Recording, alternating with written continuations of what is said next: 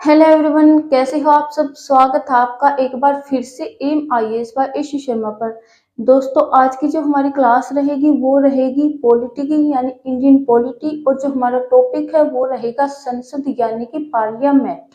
तो चलिए हम अपनी सेशन की शुरुआत करते हैं। और आप सभी से रिक्वेस्ट है कि चैनल को आप लाइक कीजिए, शेयर कीजिए और सब्सक्राइब कीजिए।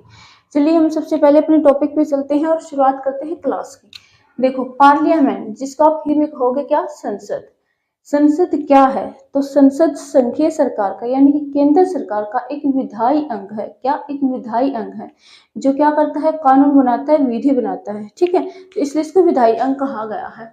फिर क्या है कि इसके जो इसका वर्णन है, यानी पार्लियामेंट का जो वर्णन है वो संविधान के भाग 5 में आर्टिकल आर्टिकल 79 से 122 तक, यानी कि संविधान के भाग 5 में आर्टिकल कौन कौन सा है, 79 से लेकर 122 तक, यानी 79 से 122 तक जितने भी आर्टिकल है सारे संसद के किसी में शक्तियां बताई गई हैं, किसी में इसकी विधायी प्रक्रिया बताई गई है, कहीं इसके अंग के बारे में बताया गया, कहीं इसके घटकों के बारे में बताया गया, कहीं इसके जो स्तर के बारे में बताया गया। यानी सारे के सारे जो आर्टिकल 79 से लेकर 122 तक सारे के सारे जो आर्टिकल हैं वो इसके बारे में वर्णित है। ठीक है, यानी 79 से लेकर 122 जितने भी आर्टिकल है पार्लियामेंट के बारे में उनमें वर्णन किया गया है। तो हम एक एक आर्टिकल को जानने की भी कोशिश करेंगे और जो इम्पोर्टेंट है सिर्फ उन्हीं आर्टिकल को। तो ये क्या है, संसद क्या है, एक संघीय सरकार का एक विधायी अंग है जिसका वर्णन संविधान के हमारे भाग 5 में किया गया है। आर्टिकल 79 से लेकर के 122 तक इसका वर्णन किया गया। अगर हमसे पूछ लिया जाए कि कौन से आर्टिकल में संसद का वर्णन है तो हम कहेंगे 79 से लेकर 122 तक। अगर भाग पूछ लिया जाए कि हमारे संविधान के कौन से भाग में पार्लियामेंट का जो है वर्णन किया गया है तो हम कहेंगे भाई कौन से भाग में, संविधान के भाग 5 में। अब हम चलते हैं कि आर्टिकल 89 में क्या कहा गया है। आर्टिकल 89 में कहा गया है कि संसद के अंग कौन कौन से होंगे। इससे पहले मैं आपको बता देती हूँ 79 में क्या कहा गया है। 79 में कहा गया है कि भारत की एक संसद होगी, भारत की यानी संघ की एक संसद होगी जो पूरे संघ पर या केंद्र के स्तर पर कानून और नियम बनाएगी। तो ऐसा कहा गया है 79 में, आर्टिकल 79 में। फिर हम बात करते हैं आर्टिकल 89 की। तो आर्टिकल 89 में संसद के अंग यानी घटकों के बारे में बताया गया। तो संसद के अंग और घटक कौन कौन से होते हैं। तो संसद ना 3 चीजों से मिलकर बनती है। यहाँ मैं आपको दिखा देती हूँ, यहाँ। ठीक है, मान लो कि ये संसद है। क्या है ये संसद? तो किस किस से मिलकर बनती है ये बनती है एक तो राष्ट्रपति से। इसके 3 अंग होते हैं, कौन कौन से। पहला होता है राष्ट्रपति, दूसरा हो जाएगा लोकसभा, क्या हो जाएगा, लोकसभा। और जो तीसरा हमारा होगा वो क्या होगा, तीसरा क्या होगा, राज्यसभा। तो कौन कौन से अंग हैं इसके, अगर आपसे पूछा जाए कि संसद किन से मिलकर बनती है। बहुत बार क्वेश्चन पूछा गया है। ये मैं थ्योरी करवाने के बाद आपको एमसीक्यूज भी करवाने वाली हूँ सिर्फ इसी टॉपिक को लेकर। पार्लियामेंट के टॉपिक से जितने क्वेश्चन बनते हैं वो हम इसकी थ्योरी क्लास के बाद करेंगे। ठीक है, तो ये क्वेश्चन ना बहुत बार रिपीट हुआ है कि संसद किससे मिलकर बनती है, या संसद के घटक कौन कौन से हैं, तो या फिर संसद में कौन कौन शामिल है। तो हम बताएंगे भाई संसद किस किस से मिलकर बनती है, राष्ट्रपति से मिलकर, लोकसभा से और राज्यसभा से, यानी इन तीनों चीजों से मिलकर क्या बनती है, इन तीनों से संसद बनती है। अब आपसे पूछ लिया जाए कि संसद के घटक कौन से हैं तो कोई डिफरेंस नहीं है, संसद के घटक भी यही तीनों हैं। अगर आपसे पूछ लिया जाए कि संसद में क्या क्या शामिल है तो संसद में यही तीनों शामिल है। यानी क्वेश्चन को किसी भी तरह से घुमा फिरा के पूछा जाए आपका आंसर यहीं पर रहना चाहिए, आपको नहीं घूमना फिरना है आंसर को लेके। आपका आंसर बस यहीं पे टिका रहना चाहिए कि तीन चीजें शामिल है बस संसद में। क्या? राष्ट्रपति, लोकसभा, राज्यसभा। 3 ही अंग है संसद के, राष्ट्रपति, लोकसभा, राज्यसभा। 3 ही घटक है संसद के, क्या? राष्ट्रपति, लोकसभा, राज्यसभा। तो कहीं भी कैसे भी पूछा जाए क्वेश्चन हमें आंसर यही देना है। ठीक है, तो 89 में क्या वर्णन किया गया है, इन तीनों के बारे में बताया गया है, राष्ट्रपति के बारे में, लोकसभा के बारे में, कि कौन कौन से अंग होंगे, ये तीनों अंग होंगे। ठीक है, कौन से अंग होंगे, ये तीनों अंग होंगे। फिर है इनके विघटन के बारे में। विघटन देखो, राष्ट्रपति का तो कोई विघटन होना नहीं है सॉरी। विघटन किनका होगा, लोकसभा का होगा या राज्यसभा का होगा, सिर्फ और सिर्फ लोकसभा का होगा। ठीक है, विघटन किसका होता है, लोकसभा को विघटन, लोकसभा का जो विघटन होता है कितने साल के पश्चात किया जाता है। देखो वैसे तो अगर कार्यकाल हम देखें लोकसभा का तो 5 साल का होता है। कितना साल का, 5 साल का। इनका कार्यकाल कितना होता है लोकसभा का, तो 5 साल का कार्यकाल होता है। लेकिन राष्ट्रपति अपनी मर्जी से कभी भी जो है लोकसभा को विघटित कर सकते हैं। ऐसा प्रावधान है हमारे संविधान के आर्टिकल 89 में। ठीक है, अगर पूछा जाए कि लोकसभा के विघटन से संबंधित आर्टिकल कौन सा, तो हम कहेंगे 89। फिर अगर पूछा जाए कि राज्यसभा को विघटित कौन कर सकता है, लोकसभा को तो हमें पता है भाई कौन विघटित करेगा, राष्ट्रपति करेंगे, अपनी मर्जी से करेंगे। ठीक है, और अगर राष्ट्रपति नहीं करते हैं तो स्वतः ही 5 साल के बाद अपने आप विघटित हो जाएगी। जैसे चुनाव होते हैं हमारे लोकसभा के 5 साल में, तो नई लोकसभा आएगी तो ये तो विघटित हो ही जाएगी फिर पहले वाली। अब बताओ राज्यसभा, राज्यसभा को विघटित कौन करेगा, तो राज्यसभा को विघटित कोई भी नहीं करेगा, क्योंकि राज्यसभा क्या है, ये एक स्थायी सदन है। क्या है ये, एक परमानेंट, क्या है, परमानेंट हाउस है। ये क्या है, ये परमानेंट हाउस है, यानी इसका विघटन नहीं किया जाता। तो क्या होता है, क्या इसके सदस्य वही बने रहते हैं, बिल्कुल नहीं। इसके जो सदस्य होते हैं ना 2/3, इसके जो सदस्य होते हैं 2/3 जो सदस्य होते हैं वो हर 2 साल में, क्या, पर 2 ईयर में वो क्या होते रहते हैं, वो रिटायर होते रहते हैं। क्या, मैंने कहा राज्यसभा के जो 2/3 सदस्य होते हैं, राज्यसभा के 2/3 सदस्य होते हैं, वो हर 2 साल में क्या करते रहते हैं, रिटायर होते रहते हैं। और राज्यसभा एक परमानेंट सदन है, यानी कि एक स्थायी सदन है, परमानेंट हाउस है, इसको कभी भी कोई भी विघटित नहीं कर सकता है।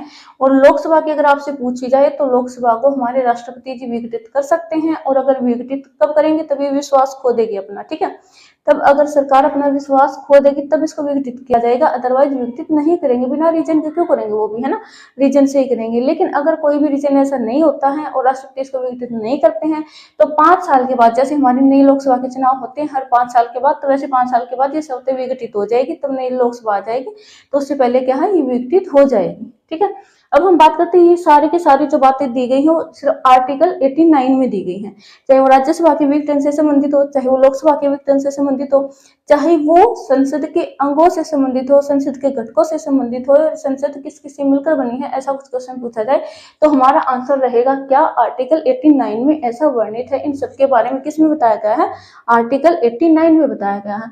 फिर हम चलते हैं कि आर्टिकल 368, आर्टिकल 368 क्या कहता है, आर्टिकल 368 किससे संबंधित है, constitution amendment right, constitution amendment right यानी कि संविधान संशोधन अधिनियम से संबंधित है हमारा आर्टिकल 368।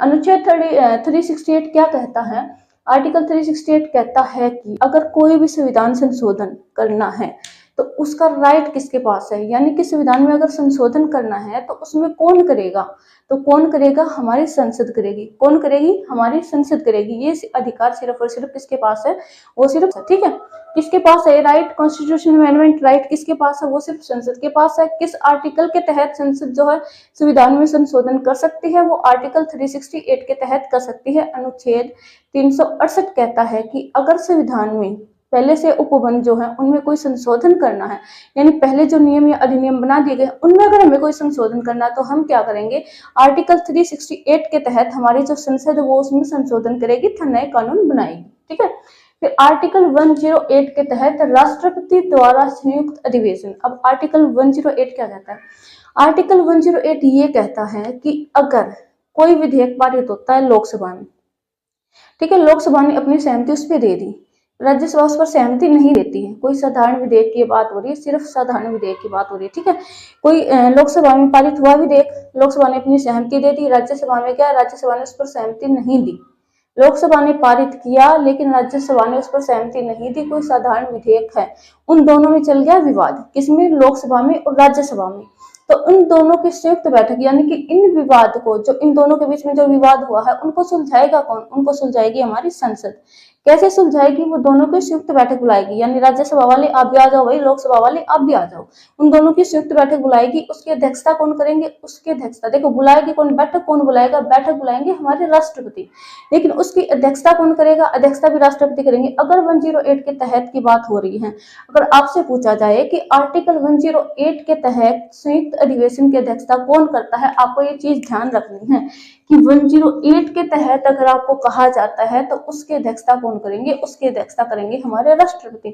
लेकिन अगर आर्टिकल 87 कहा जाता है, मैंने कहीं लिखा है, बाद में आ जाएगा, मैं दिखा दूं, अगर 87 यहाँ गिरा, अगर आर्टिकल 87 की बात की जा रही है तो दोनों सदनों की अध्यक्षता कौन करेंगे, दोनों सदनों की अध्यक्षता करेंगे लोकसभा के स्पीकर, लेकिन उसको बैठक को बुलाएंगे कौन, बुलाएंगे राष्ट्रपति। ठीक है, आर्टिकल 108 के तहत अध्यक्षता भी कौन करेंगे? राष्ट्रपति करेंगे। और बुलाएगा भी कौन? राष्ट्रपति बुलाएंगे। अगर आर्टिकल 87 की बात हो रही है तो बैठक को बुलाएंगे कौन? राष्ट्रपति। अध्यक्षता कौन करेंगे? लोकसभा के स्पीकर। ठीक है।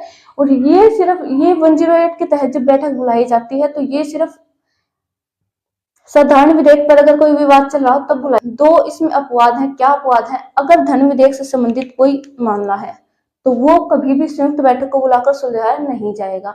यानी धन विधेयक से संबंधित कभी भी कोई संयुक्त बैठक नहीं बुलाई जाती। और एक है संविधान संशोधन से संबंधित कोई बैठक नहीं बुलाई जाएगी 108 के तहत। ठीक है। 108 के तहत कभी भी संविधान संशोधन से संबंधित या फिर धन विधेयक या वित्त विधेयक से संबंधित कभी भी जो है संयुक्त अधिवेशन नहीं बुलाया जाएगा। देखो अब तक जो संयुक्त अधिवेशन है वो 3 बार बुलाया जा चुका है। कब कब बुलाया गया है? इधर देखिए आप। कब कब बुलाया गया? सबसे पहले बुलाया गया था कितनी? 1961 में। किस टाइम बुलाया गया था? 1961 में। किस लिए बुलाया गया था? कि राज्यसभा और लोकसभा के बीच विवाद हो गया था। किस विधेयक को लेकर? दहेज निरोधक विधेयक को लेकर जो आज कानून बना है ना, दहेज प्रथा वाला दहेज कानून बना है, तो उसको लेकर क्या हो गया था? दोनों के बीच विवाद हो गया था, लोकसभा के बीच और राज्यसभा के बीच। तब क्या हुआ था? इन दोनों का संयुक्त अधिवेशन बुलाया गया था और तब ये जो है कानून बना था हमारा दहेज निवारण अधिनियम। फिर हमारा है 1978 में ये फर्स्ट बैठक हुई थी, फर्स्ट अधिवेशन हुआ था। सबसे पहला जो अधिवेशन हुआ था दोनों सदनों का, लोकसभा और राज्यसभा का, तो 1961 में हुआ था। दूसरा अगर पूछा जाए, अगर आपसे पूछा जाए कि अब तक कितने अधिवेशन हुए, संयुक्त अधिवेशन कितनी बार बुलाया गया है दोनों सदनों का, तो हम कहेंगे कितनी बार? 3 बार बुलाया गया। सबसे पहले बुलाया गया था 1961 में। किस लिए बुलाया गया था? दहेज निरोधक विधेयक पर चर्चा करने के लिए बुलाया गया था। फिर सेकंड है, सेकंड कब बुलाया गया था? तो सेकंड बुलाया गया था 1978 में। कब बुलाया गया था? 1978 में। मुद्दा क्या था? मुद्दा ये था बैंककारी विधेयक का मुद्दा था। बैंककारी विधेयक का मुद्दा ये था कि 1978 में बैंकों का क्या किया जाना था? सार्वजनिकरण किया जाना था। सार्वजनिकरण क्यों किया जाना था? क्योंकि जो प्राइवेट बैंक थे ना वो क्या करते थे, आम जनता को बहुत परेशान करते थे, वो जल्दी से ऋण नहीं देते थे, लोन नहीं देते थे। तो इसलिए सरकार ने क्या किया था? एक कानून बनाया था। क्या? और उस कानून के तहत बैंकों का क्या किया गया था? 14 बैंकों का क्या किया गया था? 14 बैंकों का सार्वजनिकरण किया गया था, यानी उनको गवर्नमेंट बना दिया गया था। ठीक है। निजी बैंकों को क्या किया गया था? गवर्नमेंट बैंक बना दिया गया था। ठीक है। फिर हमारा जो तीसरा संयुक्त अधिवेशन हुआ था वो हमारा हुआ था 2002 में। कब हुआ था? 2002 में। इसका मुद्दा क्या था? इसका मुद्दा था आतंकवाद निरोधक विधेयक। ठीक है। इस विधेयक पर जो है इन दोनों सदनों के बीच में चर्चा होनी थी। किनके बीच में? लोकसभा और राज्यसभा के बीच में कुछ विवाद चल रहा था इस विधेयक को लेकर। ठीक है। इस विधेयक को लेकर विवाद चल रहा था। इसी पर चर्चा करने के लिए जो है 2002 में क्या बुलाया गया था? संयुक्त अधिवेशन बुलाया गया था लोकसभा और राज्यसभा को 108 के तहत। आर्टिकल 108 के तहत अब तक सिर्फ 3 बार संयुक्त अधिवेशन बुलाया गया है, 1961 में, 1978 में, 2002 में। ठीक है। इनके मुद्दे क्या क्या थे ये आपको बिल्कुल याद रखना है। पहला था दहेज, दूसरा था बैंककारी और तीसरा था आतंकवाद। ठीक है। अब हम चलते हैं कहाँ? संसद के अधिकारी। कि संसद के अधिकारी कौन कौन लोग होते हैं। तो देखो संसद के अधिकारी कौन होते हैं, एक मिनट। मैंने अभी आपको बताया था कि चलो मैं यही रेज कर देती हूँ, यहाँ समझा दूंगी। ठीक है। अभी मैंने आपको बताया था कि संसद के अंग कौन कौन से होते हैं। संसद के अंग मैंने आपको बताया था, क्या आप लोगों को याद है? दोबारा से रिवाइज करा देती हूँ मैं। संसद के अंग कौन कौन से होते हैं? संसद के अंग होते हैं हमारे राष्ट्रपति। कौन? राष्ट्रपति। और कौन होता है? लोकसभा। और कौन होता है? राज्यसभा। और कौन होता है? राज्यसभा। ये 3 ही अंग होते हैं, 3 ही घटक होते हैं किसके? संसद के। ठीक है। इन तीनों से मिलकर क्या होता है? संसद बनती है। अब अधिकारी कौन होंगे? तो सीधी सी बात है भाई, इन तीनों हाउस के, ये तो राष्ट्रपति हो ही गए हमारे, इन दोनों हाउस के जो अधिकारी होंगे वही तो संसद के अधिकारी होंगे ना। तब इन तीनों से मिलकर जो है हमारी संसद बन रही है, तो संसद के अधिकारी कौन लोग होंगे? राष्ट्रपति होंगे और लोकसभा के अध्यक्ष होंगे और उपाध्यक्ष होंगे। अध्यक्ष और उपाध्यक्ष होंगे। ठीक है। और कौन होगा? राज्यसभा के सभापति। राज्यसभा के अध्यक्ष नहीं होते, राज्यसभा के सभापति होते हैं। ठीक है। राज्यसभा के सभी सभापति। और कौन होंगे? और उपसभापति होंगे। राज्यसभा के उपसभापति कौन होंगे? उपसभापति। देखो यहाँ अध्यक्ष और उपाध्यक्ष, यहाँ सभापति और उपसभापति, ये लोग होंगे और हमारे राष्ट्रपति होंगे। अब आपसे पूछ लिया जाए कि क्या हमारे जो भारत के उपराष्ट्रपति होते हैं वो संसद के अंग होते हैं? तो वो संसद के अंग नहीं होते हैं। अगर आपसे पूछ लिया जाए कि क्या हमारे उपराष्ट्रपति हैं वो दोनों सदनों में से किसी के भी सदस्य होते हैं, तो वो बिल्कुल होते हैं। किसके सदस्य होते हैं? वो राज्यसभा के सदस्य होते हैं। अभी मैंने आपको नाम लिया ना राज्यसभा के सभापति, तो राज्यसभा के सभापति होते हैं ना, वो हमारे उपराष्ट्रपति ही होते हैं। और आपसे अगर पूछा जाए कि उपराष्ट्रपति को वेतन कितना मिलता है, तो आप नहीं बताओगे 3 लाख मिलता है, या आप नहीं बताओगे 4 लाख ना। राष्ट्रपति को वेतन नहीं मिलता। हमारे उपराष्ट्रपति को जो वेतन मिलता है ना, वो उपराष्ट्रपति के पद के लिए नहीं मिलता, वो राज्यसभा के सभापति के पद के लिए मिलता है। क्योंकि उपराष्ट्रपति के पद के साथ उनका जो सबसे मेन रोल होता है वो किसमें होता है? राज्यसभा के सभापति के रूप में होता है। और राज्यसभा के सभापति के रूप में जो पद संभाल रहे होते हैं ना, उसी पद के लिए उनको क्या दिया जाता है? वेतन दिया जाता है। ठीक है, तो आई थिंक आपको समझ आया होगा कि संसद के अधिकारी कौन होंगे। वो होंगे लोकसभा के अध्यक्ष, लोकसभा के उपाध्यक्ष, राज्यसभा के सभापति, सभा के उपसभापति और हमारे राष्ट्रपति। ठीक है, ये चीज होंगे, ये लोग होंगे, क्या होंगे? संसद के अधिकारी होंगे। और संसद के अंग कौन होंगे? ये तीनों होंगे, राष्ट्रपति, लोकसभा और राज्यसभा। ठीक है, अब हम चलते हैं आर्टिकल 105 संसद सदस्यों के अधिकार के बारे में बताता है। आर्टिकल 105 क्या कहता है? आर्टिकल 105 बताता है भाई संसद के जो सदस्य हैं उनके क्या क्या अधिकार होंगे। कौन कौन से सदस्य हैं? यानी कि जो अध्यक्ष है उनका क्या अधिकार होगा, उपाध्यक्ष है उनके क्या अधिकार होंगे, राज्यसभा के जो सभापति हैं उनके क्या अधिकार होंगे, हमारे राष्ट्रपति के हैं उनके, मतलब इन सब के जो सब अधिकारी हैं इनके अधिकारों के बारे में बताया गया है। जैसे कि हमारे राष्ट्रपति हैं, राष्ट्रपति क्या करते हैं? आर्टिकल 353 के तहत, क्या 353 के तहत अंतरराष्ट्रीय कोई भी अंतरराष्ट्रीय समझौता हुआ, कोई भी अंतरराष्ट्रीय संधि समझौता हुआ, यानी दो देशों के बीच कोई संधि करवानी है, कोई संधि समझौता है, तो उस पर कानून बना सकते हैं। कौन? हमारे राष्ट्रपति बना सकते हैं। उसके लिए उन्हें ना तो लोकसभा की सहमति की जरूरत है, ना ही राज्यसभा की सहमति की जरूरत है। वो अपनी मर्जी के अनुसार यानी अपने विवेक के अनुसार वो उस पर कानून बना सकते हैं। फिर है आर्टिकल 368, इसमें आगे आएगा तब मैं बताऊंगी। 368 मैंने आपको बता ही दिया है क्या कहता है।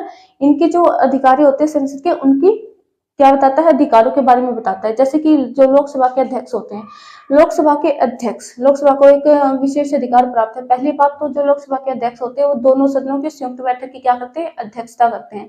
कौन करते हैं? लोकसभा के अध्यक्ष। तो ये इनका एक अधिकार है। ठीक है, दूसरी बात इनका क्या अधिकार है कि निर्णायक मत दे सकते हैं। मान लो किसी चीज पर विवाद चल रहा है दोनों सदनों में, या फिर राज्यसभा में लगा लो या फिर लोकसभा के सदस्यों के बीच में लगा लो कि आपस में कोई विवाद चल रहा है। ठीक है, और दोनों के जो मत है ना, उस मतलब विधेयक को लेकर मत दोनों के जो है समान मात्रा में है।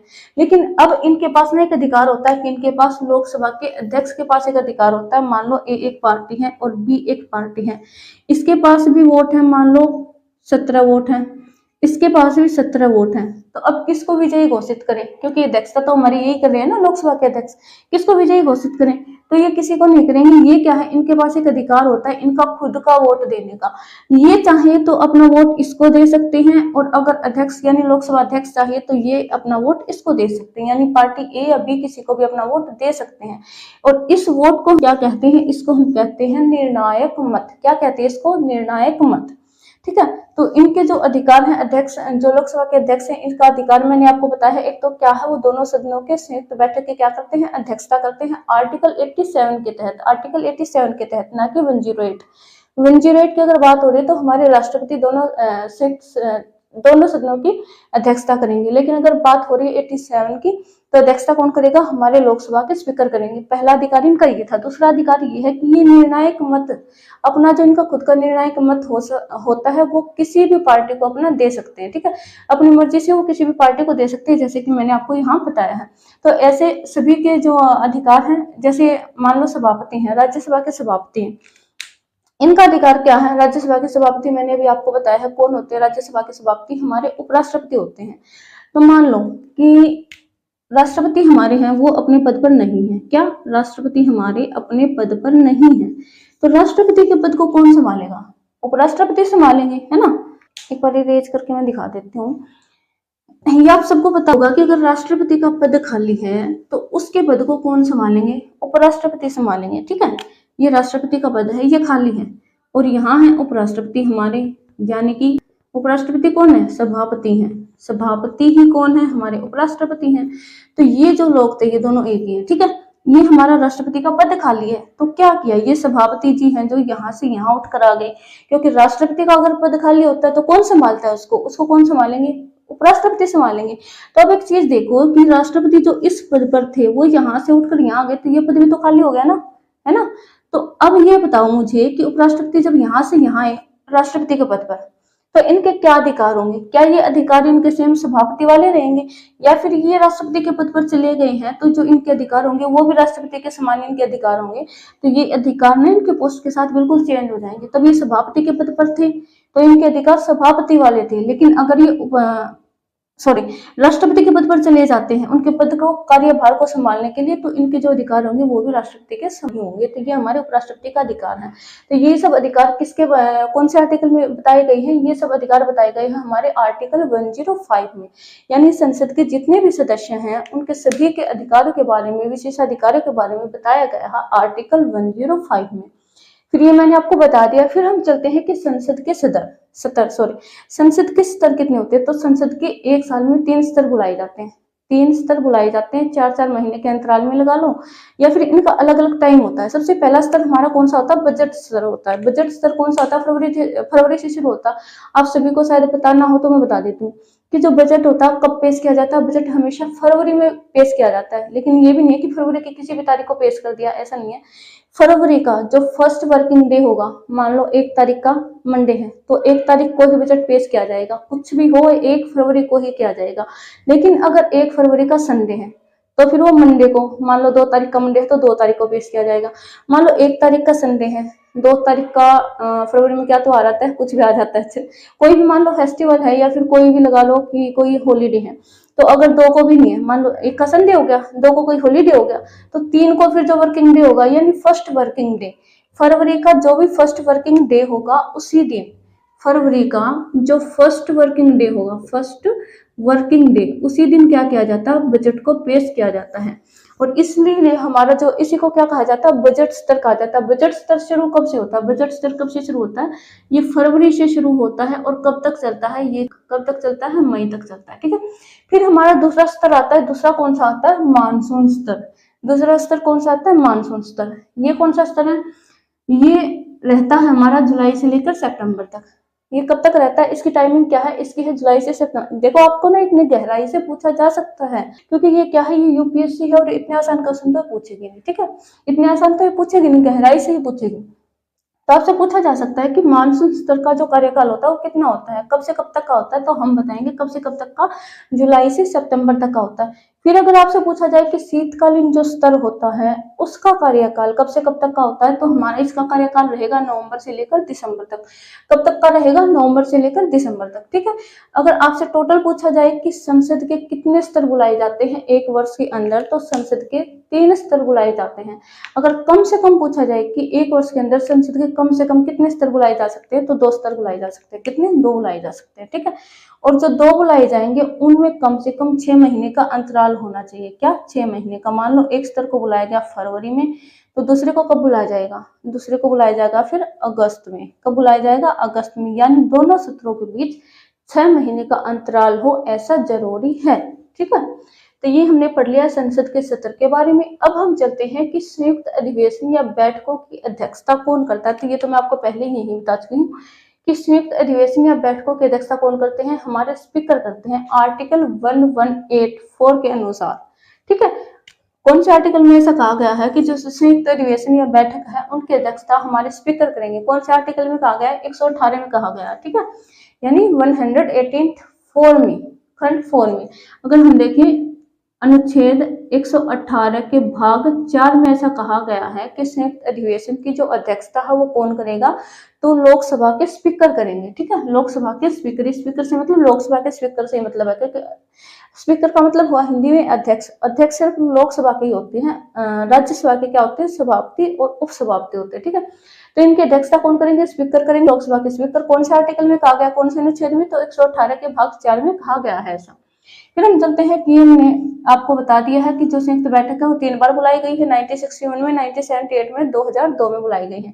इनकी जो पहली बैठक थी कब बुलाई? 1961 में बुलाई गई थी। मुद्दा क्या था? दहेज का कानून था, दहेज से निरोधक विधेयक था।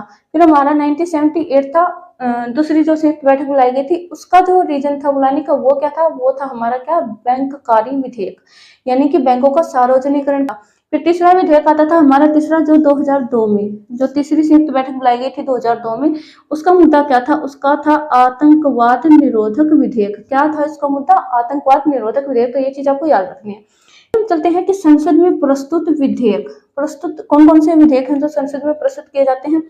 तो 4 तरह के विधेयक होते हैं। एक तो होता है धन विधेयक। कौन सा? धन विधेयक। दूसरा होता है हमारा साधारण विधेयक, एक होता है संविधान संशोधन विधेयक, और एक होता है वित्त विधेयक। देखो, धन विधेयक और वित्त विधेयक, डिफरेंस है इनमें, ठीक है। इनमें क्या है? डिफरेंस है। जो वित्त विधेयक या धन विधेयक होते हैं, ये दोनों के दोनों प्रस्तुत किस में किए जाते हैं? लोकसभा में प्रस्तुत किए जाते हैं। सिर्फ और सिर्फ लोकसभा में ही इनको क्या किया जाएगा? प्रस्तुत किया जाएगा। राज्यसभा में इनको प्रस्तुत नहीं किया जाएगा। ये तो दोनों में समानता थी। अगर इनकी हम बात करें तो जो वित्त विधेयक होता है ना, ये सिर्फ वित्त से संबंधित होता है, वित्त से संबंधित होता है, ठीक है। और अगर धन विधेयक की बात करें तो इसमें कर भी आ जाता है, करारोपण, ठीक है, करारोपण आ जाता है, या फिर और भी बहुत सारी इसमें चीजों को शामिल कर लिया जाता है। इसमें सिर्फ वित्त को ही शामिल किया जाता है, ठीक है। अगर बात करें हम साधारण विधेयक की, तो संविधान संशोधन को छोड़कर और धन विधेयक को और वित्त विधेयक को छोड़कर जितने भी मुद्दे हो गए वो साधारण विधेयक में आ जाएंगे। फिर संविधान संशोधन की अगर बात करें तो संविधान संशोधन से रिलेटेड मैंने आपको भी बताया है, ये कॉन्स्टिट्यूशन 368 में कहा गया है। संविधान संशोधन विधेयक होता क्या है? जब पहले से बने अनुबंध, यानी संविधान में जो पहले से अनुबंध बना दिए गए हैं उनमें कोई हमें संशोधन करना है, थोड़ी फेरबदल करनी है हमें उनमें, तो उसको ही हम क्या कहते हैं? उससे रिलेटेड जो विधेयक है वो लाया जाता है लोकसभा या राज्यसभा में। देखो, ये ना कहीं भी प्रस्तुत किया जा सकता है, ठीक है। साधारण विधेयक है, ये राज्यसभा या लोकसभा में कहीं भी प्रस्तुत किया जा सकता है। संविधान संशोधन विधेयक है, ये भी कहीं भी प्रस्तुत किया जा सकता है, ठीक है। ये दोनों कहीं भी प्रस्तुत किए जा सकते हैं, ये दोनों सिर्फ लोकसभा में प्रस्तुत किए जाएंगे। और साधारण विधेयक क्या होता है? इन तीनों को छोड़कर जितने भी मुद्दे होंगे साधारण विधेयक के अंतर्गत आएंगे। संविधान संशोधन विधेयक क्या होगा? हमारे संविधान में जो पहले से उपबंधित है, अगर हमें कोई फेरबदल करनी है, कोई त्रुटि हुई है, उसको ठीक करना है, तो उससे रिलेटेड जो विधेयक लाया जाएगा संसद में, तो उसको हम क्या कहते हैं? उसको ही हम कहते हैं संविधान संशोधन विधेयक। तो आई थिंक आपको ये समझ आया होगा। फिर हम चलते हैं आर्टिकल 84 पे। आर्टिकल 84 क्या कहता है? आर्टिकल 84 कहता है कि संसद की सदस्यता के लिए योग्यता क्या क्या चाहिए। संसद की सदस्यता के लिए क्या योग्यता चाहिए? सबसे पहले क्या होना चाहिए? सबसे पहले भारत का नागरिक होना चाहिए। क्या होना चाहिए? भारत का नागरिक। उम्र कितनी होनी चाहिए? उम्र 25 होनी चाहिए राज्यसभा या लोकसभा के सदस्य के लिए, ठीक है। उम्र कितनी होनी चाहिए? 25 होनी चाहिए। फिर बात करते हैं हम आर्टिकल 85 की। आर्टिकल 85 क्या कहता है? आर्टिकल 85 कहता है कि संसद के स्तर या सत्रावसान या विघटन के बारे में हमें बताता है आर्टिकल 85। देखो, ये विघटन की बात मैं आपको यही बता चुकी हूँ, ठीक है।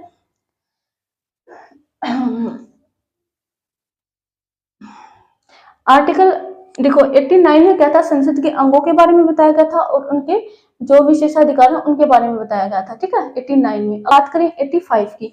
85 की तो संसद के स्तर कौन कौन से? ये स्तर कहा मैंने भी अभी बताया था आपको, ये वाले स्तर, ठीक है। संसद के स्तर कौन से होते हैं? ये स्तर जो 3 बार बुलाए जाते हैं एक साल में, 3 बार बुलाए जाते हैं। लेकिन अगर कम से कम की बात हो तो हम 2 बार भी बुला सकते हैं 6 महीने के अंतराल पर, ठीक है।